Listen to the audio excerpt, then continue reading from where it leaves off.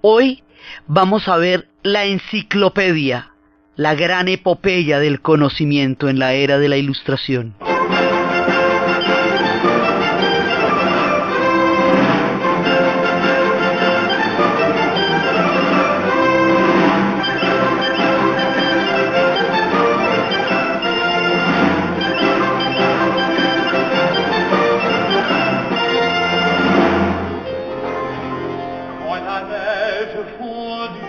La vez pasada estábamos viendo cómo dos mundos totalmente distintos se estaban gestando en Francia.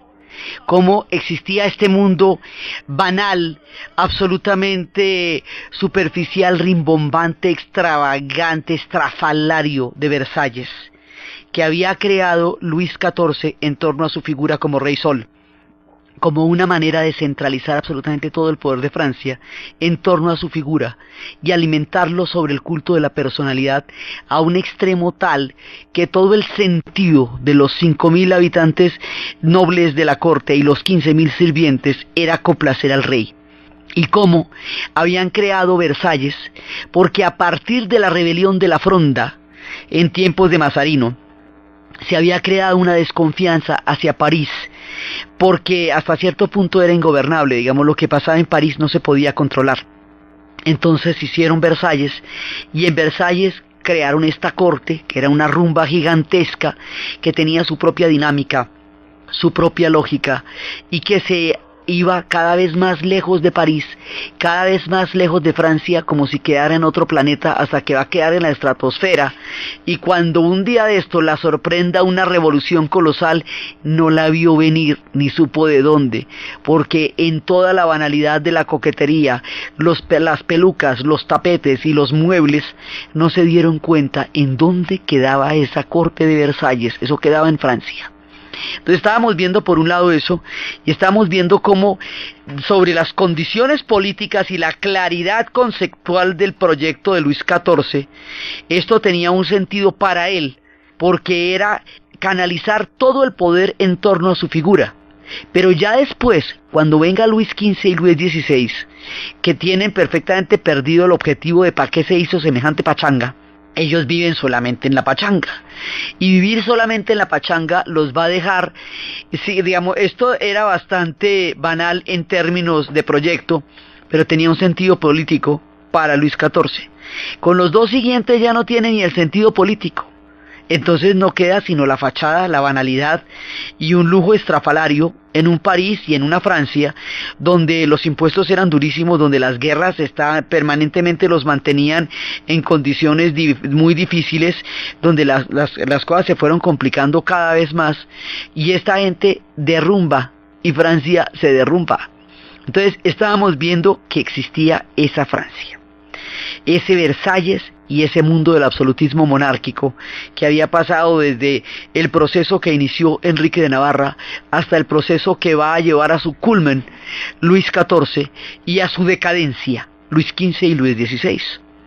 Pero también estábamos viendo que al otro lado, en París, a pocos kilómetros, se estaba gestando un movimiento monumental, y es la historia de las ideas, la Ilustración. Y estábamos viendo cómo se empieza a cuestionar todo este fundamento del absolutismo monárquico, porque se considera que no tiene presentación que lo gobiernen a uno esta mano de pelipintaos estrafalarios, mientras Francia se derrumba, y que todo el billete sea para que esta clase parasitaria rumbie como le parezca más chévere, que eso no es serio como proyecto, por lo menos para el resto del pueblo francés, que no tenía la oportunidad de danzar en la corte, ni de estar escuchando el clavecín, ni de estar viendo todos los coqueteos y los escarceos, ni las escenas tras cortinas y tras bambalinas que se presentaban en Versalles, entre todos los pasos de los tacones y entre toda la exuberante decoración. Entonces empezamos a ver cómo empiezan a cuestionarse las bases de lo que es la sociedad francesa.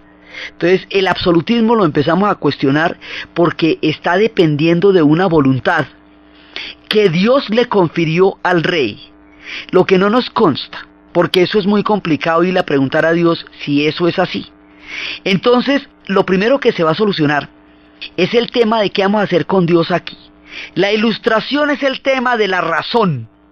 La razón es lo que va a edificarse como una luz que alumbra un mundo sumido en las tinieblas de la barbarie del absolutismo y que había pasado, según la interpretación de la época, 11 siglos de oscuridad en el medioevo. Entonces, si todo estaba fundamentado en la voluntad de Dios, lo primero que hay que hacer es separar una cosa de la otra, porque aquí se va a tratar de desacralizar la política, la filosofía, la ciencia, todo para poderlo desarrollar, porque veníamos en todo caso de un mundo completamente teológico, donde todo iba y venía de la explicación de Dios. Sobre esa base es muy difícil desarrollar lo que se viene, y lo que se viene es la ciencia, y es la filosofía, y es otro tipo de conocimiento que no pasa por la demostración de la existencia de Dios.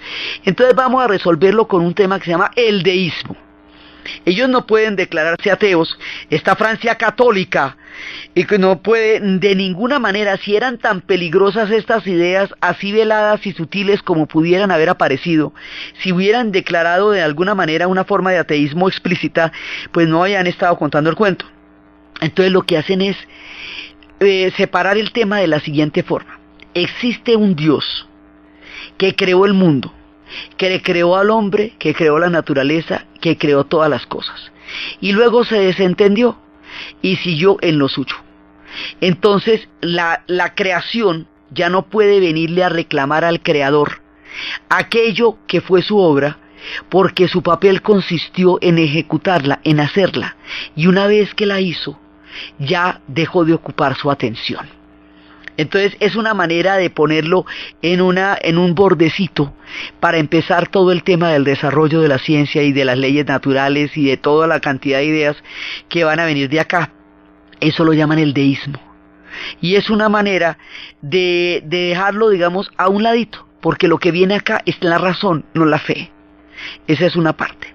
La otra parte que estábamos viendo es que no puede depender de la voluntad de Dios el que la legitimidad de un gobernante se pueda erigir a sí misma, porque eso no hay quien lo verifique. Entonces, ¿de qué depende la legitimidad de un gobernante? De la voluntad popular, de la soberanía popular. Es el pueblo el que va a elegir a sus gobernantes a través de una figura que es el ciudadano, que ya no es el súbdito, porque el súbdito es aquel que obedece la voluntad del rey. El ciudadano es aquel que decide. O sea, el concepto de ciudadano no lo acuñan en esos términos todavía, eso se va a acuñar un poquito más tarde, pero el concepto sí ya está aquí, la soberanía popular. Entonces, más adelante habíamos visto que eso es lo que va a llevar al ciudadano, al voto, al derecho a elegir y a ser elegidos, a la democracia en la era moderna. Sí, pero entonces lo primero que hay que hacer es cuestionar la autoridad del rey, porque la autoridad del rey era tal que solo ante Dios debía rendir cuentas. Nadie podía cuestionarlo, nadie podía criticarlo, y estábamos hablando la vez pasada de cómo al alcalde quien lo ronda. Si el rey no tiene que rendir cuentas ante su pueblo, puede gobernarlo como mejor le parezca, y si lo puede gobernar como mejor le parezca, no hay ninguna protección frente a los abusos, los caprichos y los desmanes que un gobernante enloquecido, banal o ignorante puede ejercer sobre un pueblo que frente a esa figura estaba indefenso.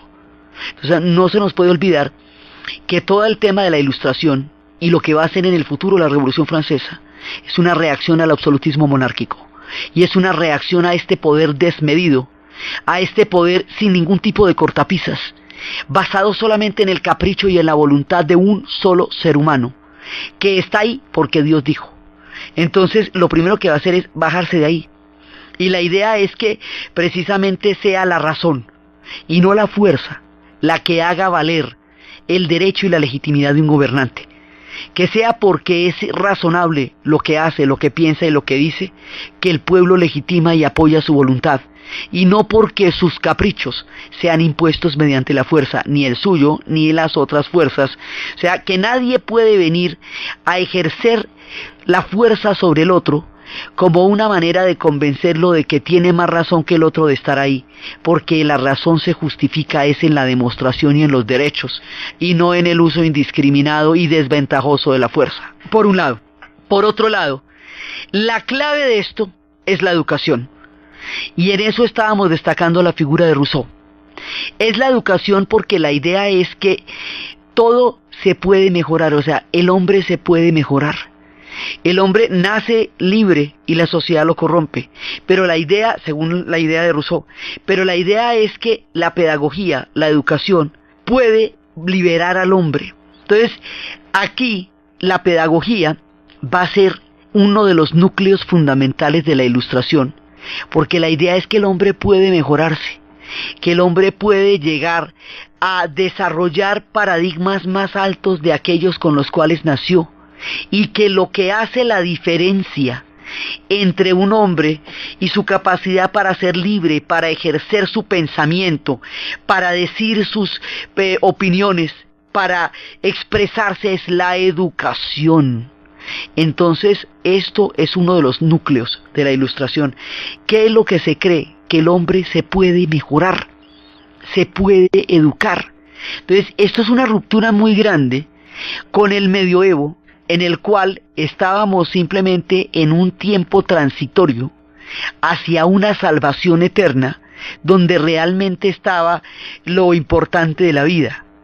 Inclusive en el tiempo del medioevo se soñaba con una edad dorada perdida, un mundo griego y romano que había quedado atrás y que se pensaba había sido una especie de paraíso cultural que ya no existía. Aquí la idea es que vamos es para adelante, y que para adelante quiere decir que el hombre cada vez puede tener más logros en todos los niveles del conocimiento, en la justicia, en la percepción de la sociedad, en el avance de la sociedad. Es decir, la idea de progreso.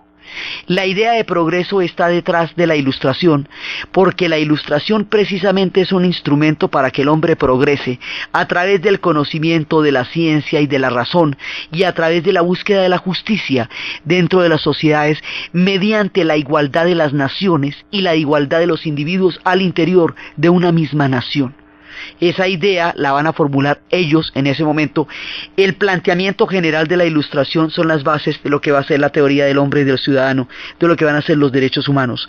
Y estábamos viendo la vez pasada cómo estas ideas van a ser tan poderosas que van a estar en el trasfondo del nacimiento de América Latina como continente, van a estar al mismo tiempo gestándose en los Estados Unidos con la Constitución de los Estados Unidos, que declara la igualdad del hombre ante la ley, con el movimiento del Parlamento en Inglaterra. Son las ideas del siglo XVIII que están estremeciendo Europa y creando el concepto de libertad en Occidente, y se están generando en este tiempo de la Ilustración.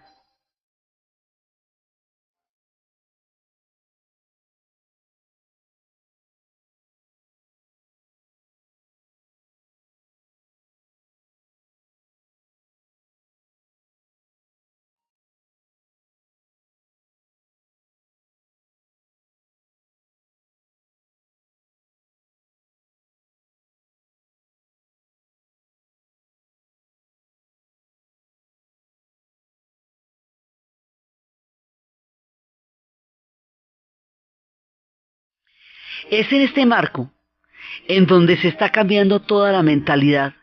Y es aquí, nosotros estábamos viendo los protagonistas, estábamos viendo a Rousseau, estábamos viendo a Voltaire, estábamos viendo a Montesquieu con la separación de poderes, para que todo el poder no le detente una sola persona, que sea juez y parte, sino que existan diferentes poderes, que tengan asignaciones distintas, que se puedan vigilar entre sí y que puedan ofrecer una transparencia frente a la ley y frente al ciudadano, y que exista un sistema probatorio en el cual usted no pueda ser encerrado simplemente porque al rey no le gustó lo que usted dijo, en el cual usted no pueda ser censurado simplemente porque sus opiniones no son las más acordes o no son las más convenientes para el poder de turno, que usted tenga todo el derecho a expresarse. Y por eso hablábamos de la famosa frase de Voltaire: no estoy de acuerdo con lo que usted dice, pero sería capaz de morir por el derecho que usted tiene a expresarlo. Entonces estábamos viendo eso. Dentro de este marco va a ocurrir un hecho que compendia todo lo que está pasando, que lo va a aglutinar, que lo va a hacer posible, que lo va a popularizar y que lo va a difundir, porque estas ideas tienen todos sus sentidos en la capacidad para que se les difunda. ese hecho, una de las epopeyas más grandes del conocimiento en Occidente, algo que han calificado como el avance de la razón, el triunfo de la razón en tiempos irracionales, porque esto es en tiempo del absolutismo y esto ya es en tiempos de Luis XV, que era un hombre bastante despistado con respecto al proyecto político que tenía Luis XIV. Esto ya en tiempos de Luis XV es el comienzo de la decadencia. Entonces, en esa época, donde imperaba todo ese sistema de espionaje, de censura, de persecución, ahí se va a generar la epopeya de la enciclopedia. Entonces, es precisamente ahí donde se concreta el logro de la Ilustración, porque eso acuña todos los ideales: la ciencia, la pedagogía, el progreso, la historia, la filosofía, la difusión del conocimiento, la democratización del saber, el acceso de la gente a las cosas para poder ejercer los derechos. Todo eso va a ser la enciclopedia.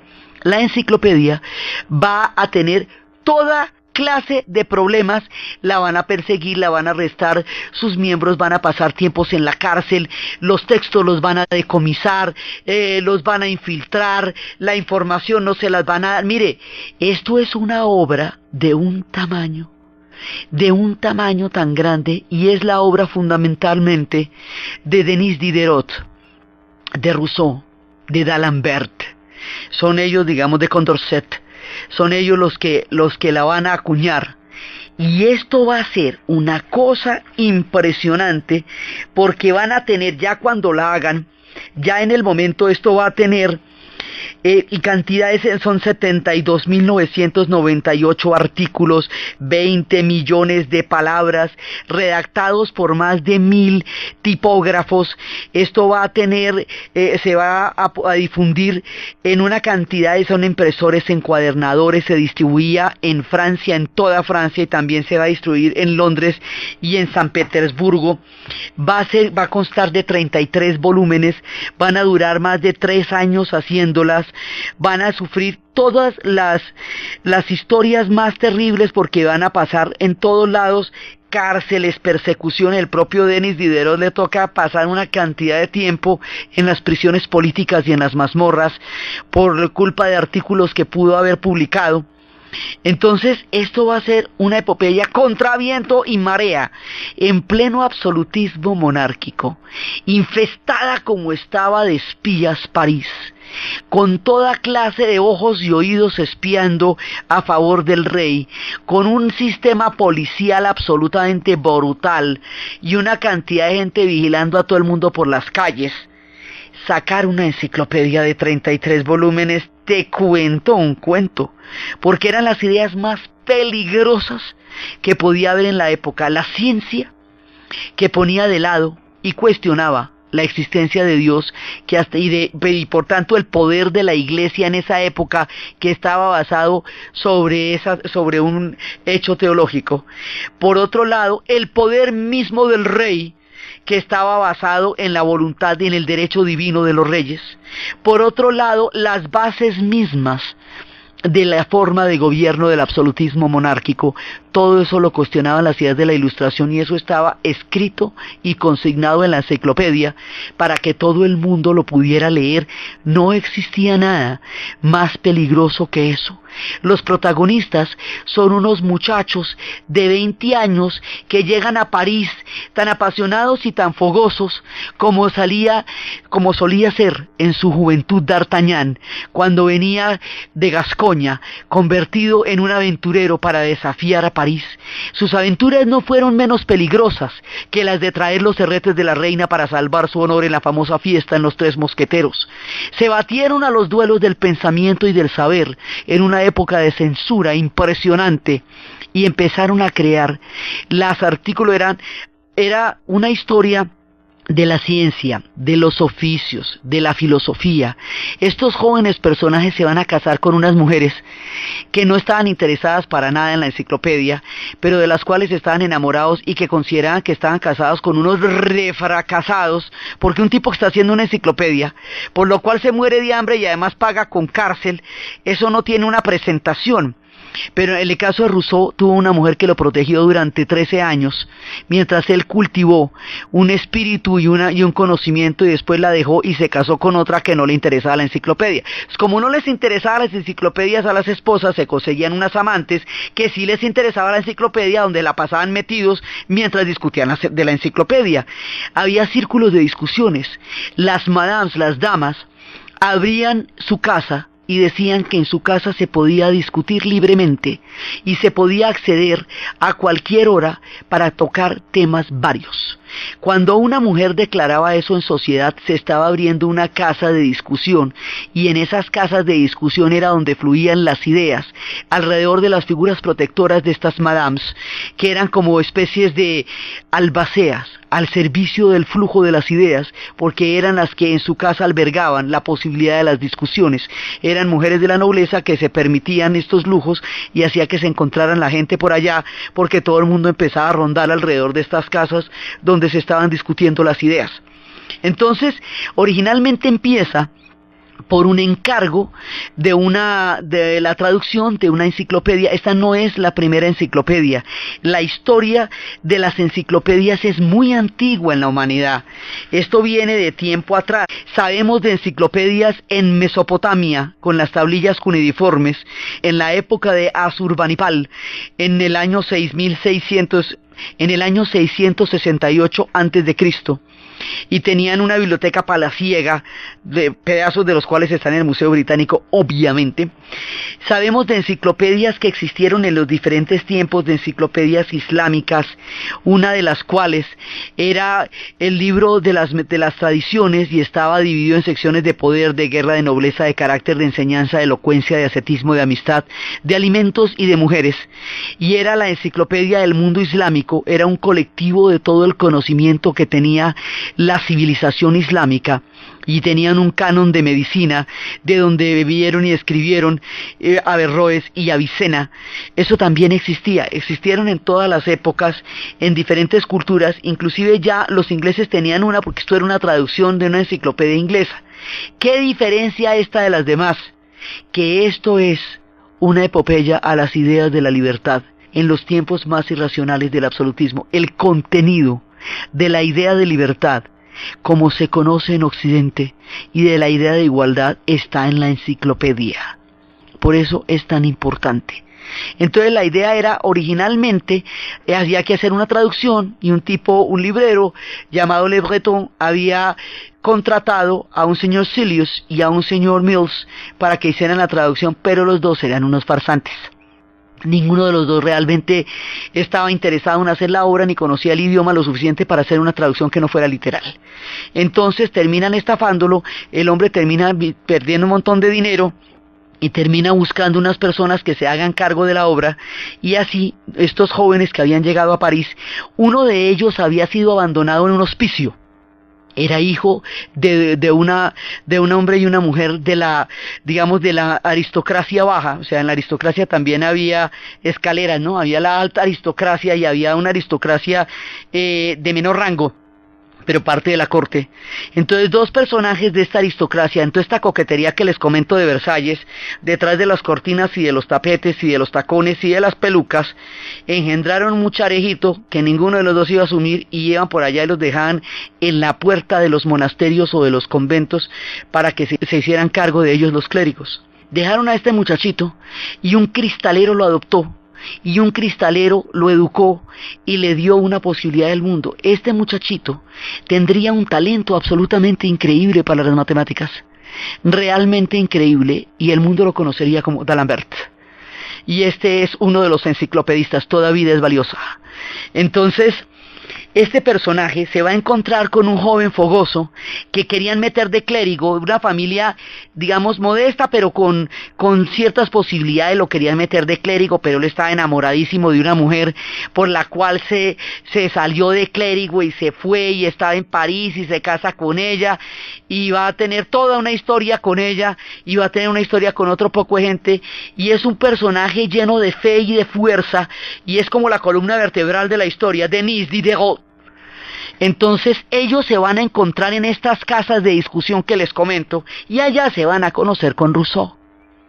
Y entre todos los avatares de los círculos literarios, ellos van a terminar llevando a cabo la obra que había dejado inconcluso este par de estafadores Celios y Mills a nombre de Le Breton, y empieza en un principio una traducción que luego se volvió una creación, porque esto va a ser Diderot recorriendo por todas partes los oficios, pidiéndole a los artesanos que le enseñen qué es lo que hacen. Los artesanos no le enseñaban qué era lo que hacían porque consideraban que era un recaudador de impuestos y lo que iba a hacer era clavarlos, o que era un espía industrial, digamos, y que iba a imitar las obras y los secretos, entonces lo echaban de todas partes, tipo para explicarles que no, que lo que está haciendo es una enciclopedia. Pero ¿cómo le parece la idea en esa época de compendiar todos los oficios?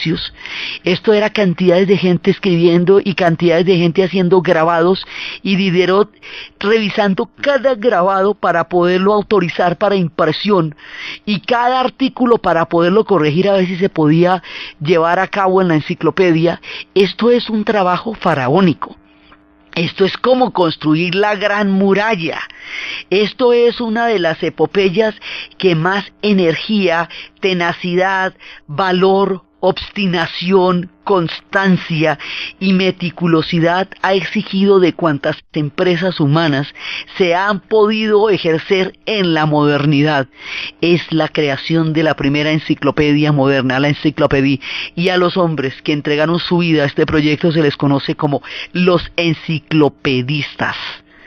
Y eso va desde los tiempos de Asurbanipal, pasando por la epopeya de la enciclopedia, hasta Encarta y Wikipedia hoy día en Internet, hasta cuando usted ya va colocando en la red lo que usted considera que es importante. Es la misma idea, porque sigue siendo la idea de democratizar el conocimiento, la idea de hacerlo libre, porque el conocimiento, acuérdese que nosotros estamos saliendo desde las abadías, donde el conocimiento estaba encerrado en libros que solo conocían los monjes copistas, que a mano transcribían un libro toda una vida, del cual existían 1 o 2 ejemplares que solo conocerían los miembros de la abadía.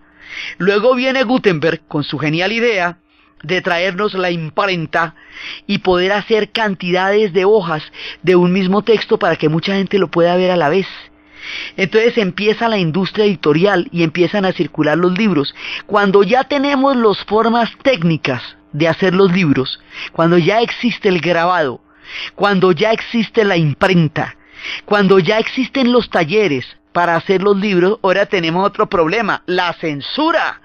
Sí, porque no es solamente las condiciones técnicas para poder realizar un invento, sino la contracorriente a la marea de la época. Esto era muy peligroso.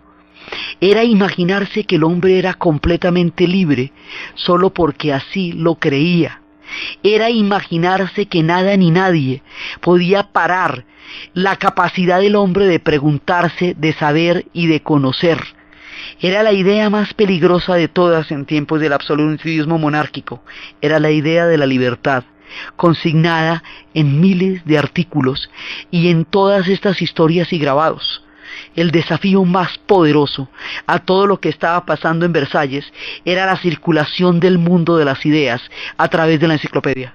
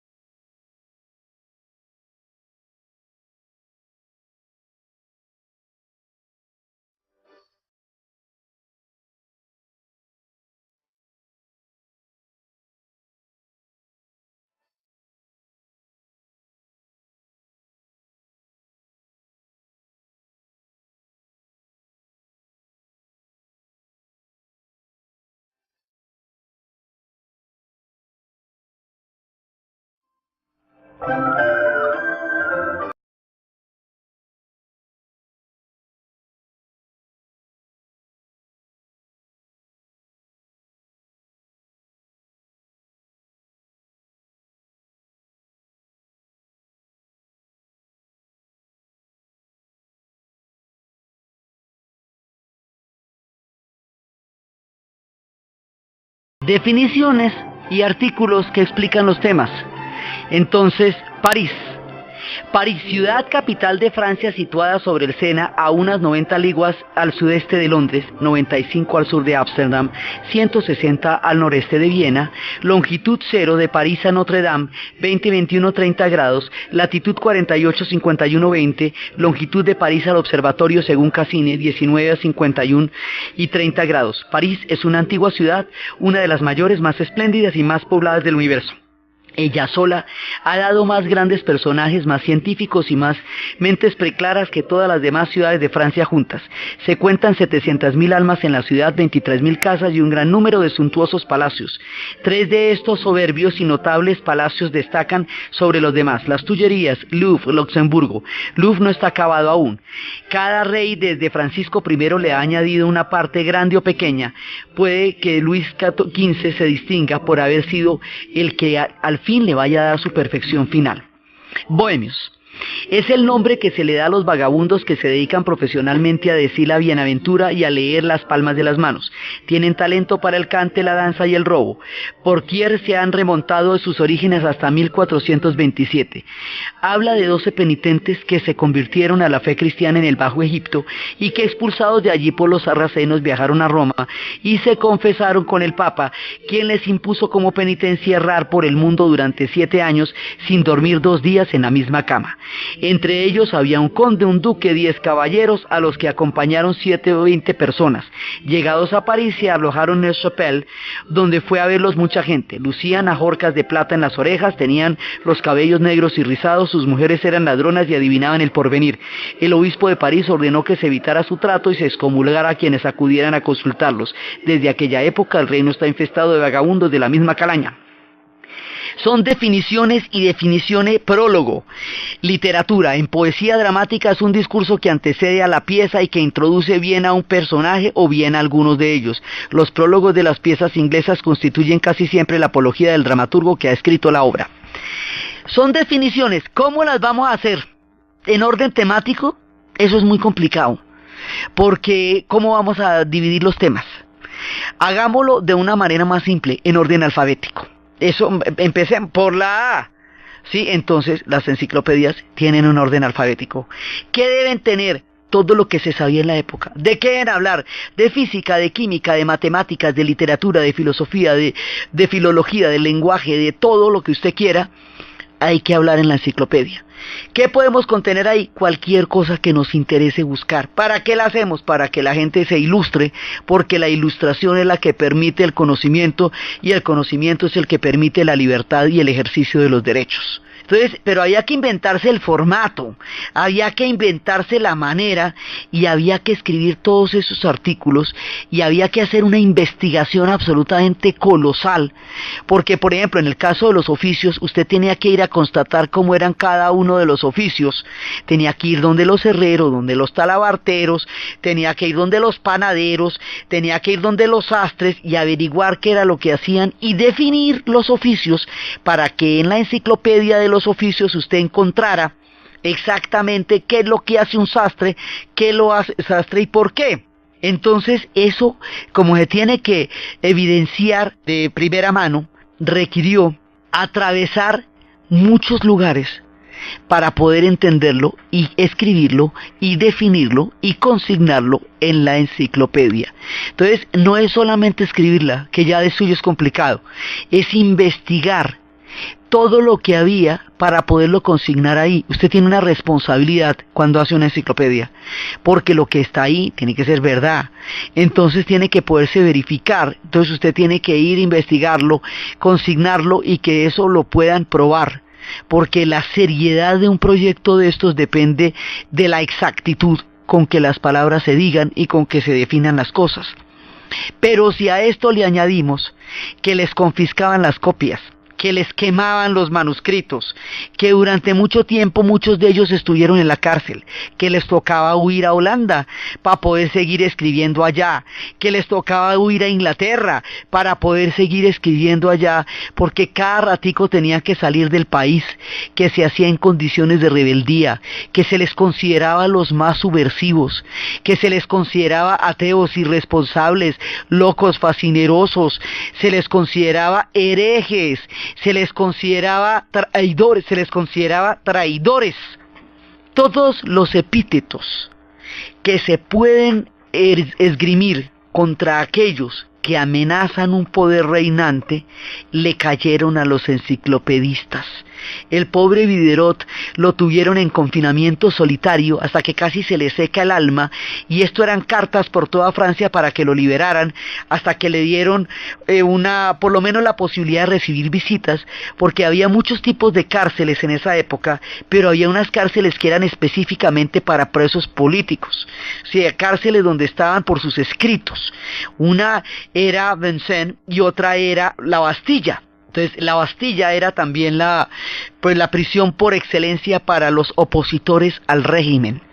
Entonces, tocaba ir y a visitar a ese señor allá porque le iban a dar un confinamiento eterno y le daban velas y velas, y él decía, no, yo no necesito tantas velas, las van a necesitar en el invierno. Y no, pero ¿cómo así que las van a necesitar en el invierno? Pero ¿hasta cuándo me voy a quedar aquí? Como no había sistema probatorio, como no había un juez ni un juicio, porque todo esto se va a crear a partir de las ideas de la Ilustración. Entonces a usted lo detenían simplemente porque sospechaban de usted.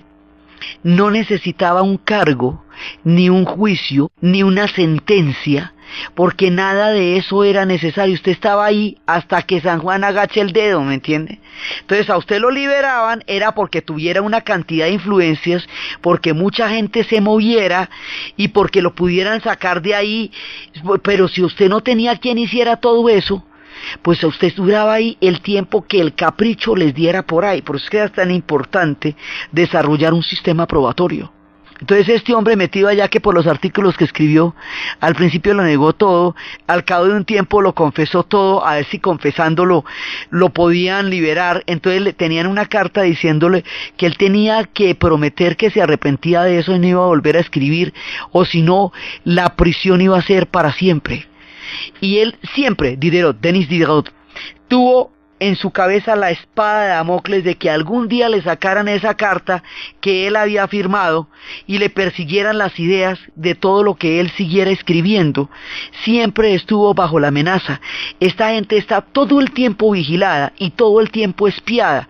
Entonces usted necesita coordinar con 1000 personas que están haciendo todas las planchas, con 1000 tipógrafos y con 1000 grabadores, y al mismo tiempo cuidarse de que la policía no se dé cuenta que usted está haciendo todo esto, porque era una empresa clandestina, en un momento en que está surgiendo un mundo del pensamiento, de la literatura y de las ideas, al pie de la rumba de Versalles, en medio de la policía del rey, en un momento en que las dos Francias se van escindiendo, la Francia de las ideas. ¿Y cómo serán de poderosas las ideas? Que esa Francia de las ideas, clandestina, entre los salones de las madames que abrían sus casas al debate, las tipografías y las imprentas clandestinas al lado de toda la policía que estaba infestada de informantes, esa Francia de las ideas que se está gestando en la alborotada y pensante París, eventualmente va a terminar tumbando a la de Versalles, que estaba en ese rumbonón, porque en algún momento las ideas de esta gente le van a hacer pensar a los de la siguiente generación que no solamente hay que pensar así, sino actuar en consecuencia. Sí, o sea, cuando las ideas van a convertirse de ideas en proyectos, se les va a ocurrir que este rumbonón de Versalles ya no se lo van a aguantar más, y que van a manifestarles cómo no se lo van a aguantar más. Las ideas de la Ilustración son la base de la Revolución Francesa.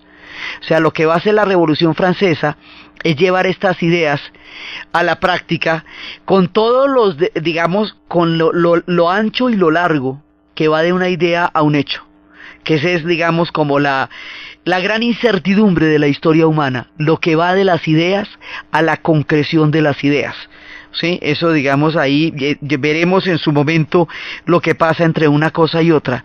Estas ideas van a ser después, cuando la revolución triunfe y cuando la revolución cabalgue por la mano de Napoleón, se van a esparcir por toda Europa a través de los ejércitos napoleónicos, que van llevando a todas partes las ideas de la Ilustración. Habrá quienes las entiendan y empiecen a desarrollar sociedades a partir de estas ideas. Y habrá a quienes estas ideas les van a ser impuestas por la fuerza y van a rebelarse no contra las ideas, sino contra la fuerza que les fue impuestas, que fue el caso de España cuando va a ser invadida por Napoleón. Es Napoleón el que va a hacer que todo esto se conozca en un sentido análogo a como Alejandro hizo que la cultura griega se conociera en los confines de la tierra, más allá del espacio específico de la península, siendo Francia el país más grande de Europa y más poblado. En ese momento ebulle con las ideas de la Ilustración, que son las que van a cabalgar entre una revolución y un ejército napoleónico, que son las que van a llegar por la vía de Miranda y de Espejo y de Nariño a América, que son las que van a subyacer en nuestro proyecto de nacimiento como continente, que son las que van a quedar consignadas en la Constitución de los Estados Unidos, que son las que se van a defender con Locke en la creación del mundo del Parlamento inglés, que son las que van a concretarse después en los derechos humanos, que son las que después van a tener un carácter vinculante y universal, que son las que van a crear el Estado moderno, que son a partir de las cuales nos podemos referir para poder reclamar contra cualquier injusticia y vulnerabilidad a nuestros derechos que se cometa, porque existen estas ideas. Todas esas ideas que le han dado la vuelta a la historia y han conformado los referentes éticos del mundo moderno se hicieron en esos talleres, en esas imprentas clandestinas, en esas discusiones, en la idea del contrato social de Rousseau, en la idea de la libertad de opinión, en la idea de Condorcet, de Condillac, en la idea de Montesquieu, en la idea de Diderot, en todo el pensamiento que cree que el hombre es capaz de superarse a través de la razón, es capaz de entender el mundo si lo puede pensar y se puede pensar a sí mismo como un sujeto libre, y que tienen en la ciencia su más grande compañero. Ellos le van a dar a la ciencia un optimismo febril porque considerarán que es la ciencia el instrumento que los va a ayudar a imponer sobre una sociedad que ellos consideraban oscurantista el mundo de la razón. La ciencia y la política están de la mano en la Ilustración porque son los dos ejes sobre los cuales se basan, pero el proyecto es ante todo un proyecto pedagógico, porque se trata del progreso de la humanidad. Ya no venimos de un paraíso perdido, ya no tenemos un mundo antiguo que fue mejor que el que tenemos ahora. Ahora lo que tenemos es la capacidad para progresar, para ir para adelante, para crear mejores mundos, para imaginarnos. No hay límites, todo se puede imaginar, todo se puede crear. El optimismo de la idea del progreso se forja en esta época y va a durar hasta finales del siglo XX, casi que hasta el efecto invernadero, hasta el dilema del cambio climático y las consecuencias de un desarrollo desenfrenado de esta ciencia que ellos consideraban salvadora. Solo hasta ahora, en la posmodernidad, empiezan a cuestionar la idea de progreso como algo lineal e ilimitado, que ahora hay que definir en los tiempos en los cuales vivimos. Pero hasta entonces, la idea de progreso va siendo el paradigma del desarrollo de Occidente y va a ser el eje del siglo XIX. Y cuando más adelante Darwin haga su teoría de la evolución, está basada en la idea del progreso. Todas las ideas que se van a hacer en el siglo XIX, todas, el liberalismo, el capitalismo, el comunismo, toda la evolución están basadas en la idea de progreso. Y la idea de progreso es la idea de que el hombre es capaz de evolucionar y desarrollarse a partir de su propio pensamiento, y que esa evolución tiene como condición la libertad. Lo que esta gente hace en sus humildes talleres, en las prisiones confinadas, en los solitarios aislamientos, en los círculos de discusión, es abrirle la cabeza al mundo y darle en sus propias manos la capacidad para transformar su historia, única y exclusivamente a través de la fuerza de las ideas.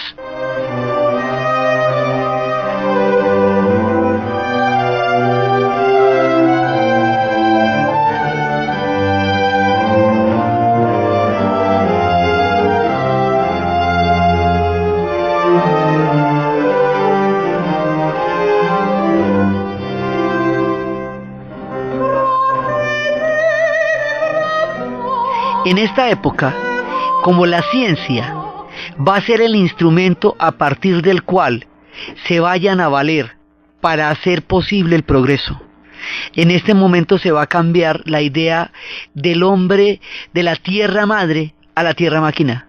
No es la tierra como espíritu sagrado, sino como un mecanismo, como un reloj, que se puede entender y descomponer y armar y desarmar, como un Lego.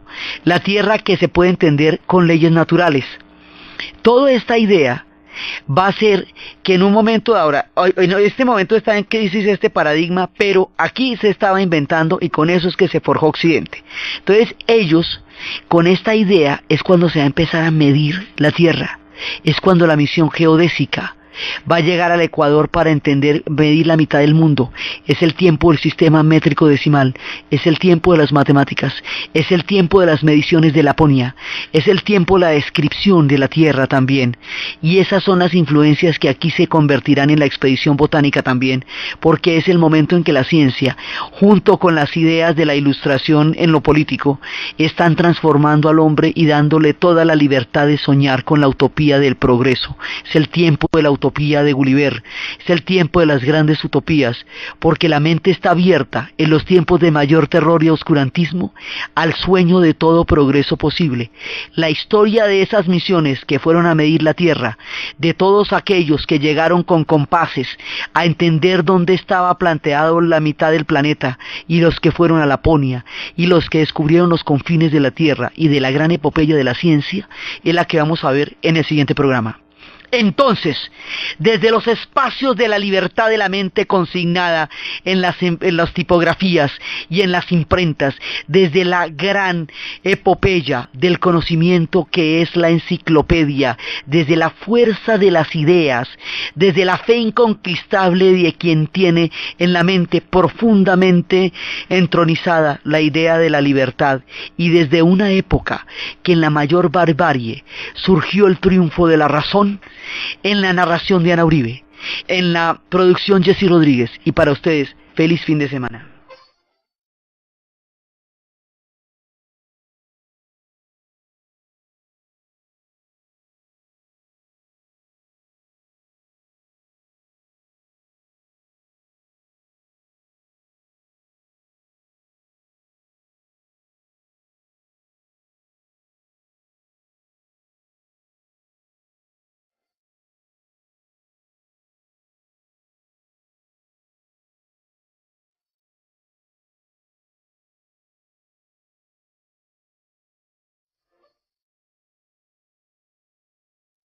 A un extremo tal que todo el sentido de los 5.000 habitantes nobles de la corte y los 15.000 sirvientes era complacer al rey.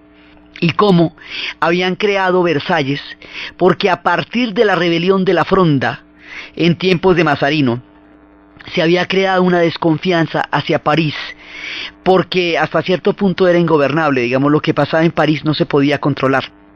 Entonces hicieron Versalles, y en Versalles crearon esta corte, que era una rumba gigantesca, que tenía su propia dinámica, su propia lógica, y que se iba cada vez más lejos de París, cada vez más lejos de Francia, como si quedara en otro planeta, hasta que va a quedar en la estratosfera. Y cuando un día de esto la sorprenda una revolución colosal, no la vio venir ni supo de dónde, porque en toda la banalidad de la coquetería, las pelucas, los tapetes y los muebles, no se dieron cuenta en dónde quedaba esa corte de Versalles. Eso para el resto del pueblo francés, que no tenía la oportunidad de danzar en la corte, ni de estar escuchando el clavecín, ni de estar viendo todos los coqueteos y los escarceos, ni las escenas tras cortinas y tras bambalinas que se presentaban en Versalles, entre todos los pasos de los tacones y entre toda la exuberante decoración. Entonces empezamos a ver cómo empiezan a cuestionarse las bases de lo que es la sociedad francesa. Entonces el absolutismo lo empezamos a cuestionar porque está dependiendo de una voluntad que Dios le confirió al rey, lo que no nos consta, porque eso es muy complicado irle a preguntar a Dios si eso es así. Entonces lo primero que se va a solucionar es el tema de qué vamos a hacer con Dios aquí. La ilustración es el tema de la razón, La razón es lo que va a edificarse como una luz que alumbra un mundo sumido en las tinieblas de la barbarie del absolutismo. Hoy vamos a ver la enciclopedia, la gran epopeya del conocimiento en la era de la Ilustración.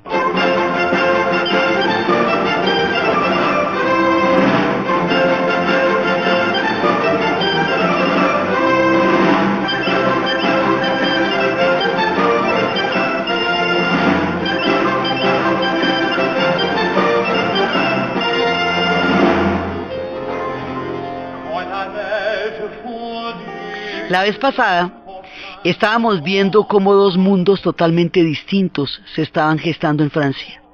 Cómo existía este mundo banal, absolutamente superficial, rimbombante, extravagante, estrafalario de Versalles, que había creado Luis XIV en torno a su figura como Rey Sol, como una manera de centralizar absolutamente todo el poder de Francia en torno a su figura y alimentarlo sobre el culto de la personalidad, y Francia se derrumba. Entonces estábamos viendo que existía esa Francia, ese Versalles y ese mundo del absolutismo monárquico que había pasado desde el proceso que inició Enrique de Navarra hasta el proceso que va a llevar a su culmen Luis XIV y a su decadencia Luis XV y Luis XVI. Pero también estábamos viendo que al otro lado, en París, a pocos kilómetros, se estaba gestando un movimiento monumental, y es la historia de las ideas, la Ilustración. Y estábamos viendo cómo se empieza a cuestionar todo este fundamento del absolutismo monárquico, porque se considera que no tiene presentación que lo gobiernen a uno esta mano de pelipintaos estrafalarios, mientras Francia se derrumba, y que todo el billete sea para que esta clase parasitaria rumbie como le parezca más chévere, que eso no es serio como proyecto, por lo menos quedaba en Francia. Entonces estábamos viendo por un lado eso, y estábamos viendo cómo sobre las condiciones políticas y la claridad conceptual del proyecto de Luis XIV, esto tenía un sentido para él, porque era canalizar todo el poder en torno a su figura. Pero ya después, cuando venga Luis XV y Luis XVI, que tienen perfectamente perdido el objetivo de para qué se hizo semejante pachanga, ellos viven solamente en la pachanga, y vivir solamente en la pachanga los va a dejar, sí, digamos, esto era bastante banal en términos de proyecto, pero tenía un sentido político para Luis XIV. Con los dos siguientes ya no tiene ni el sentido político, entonces no queda sino la fachada, la banalidad y un lujo estrafalario en un París y en una Francia donde los impuestos eran durísimos, donde las guerras permanentemente los mantenían en condiciones muy difíciles, donde las cosas se fueron complicando cada vez más, y esta gente derrumba